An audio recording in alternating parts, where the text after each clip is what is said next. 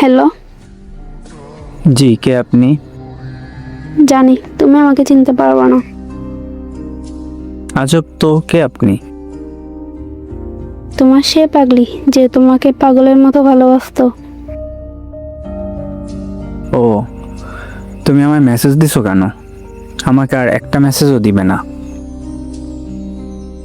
একটু দাঁড়াও প্লিজ, একটা কথা বলবো তোমাকে। আমি অচেনা কোনো মেয়ের সাথে কথা বলি না।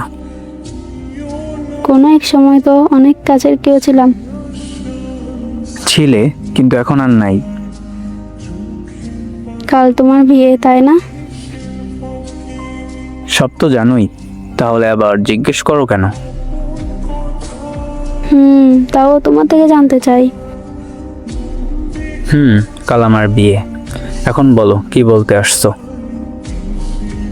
যেদিন তোমার সাথে আমার শেষ কথা হয় সেদিন তোমাকে একটা কথা বলেছিলাম, মনে আছে?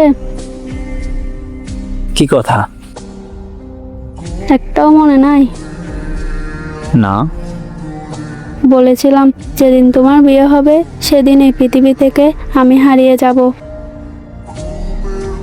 একদম পাগলামি করবে না।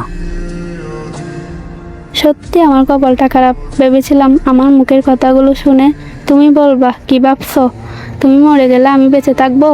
কিন্তু আমি ভুলছিলাম। কেন?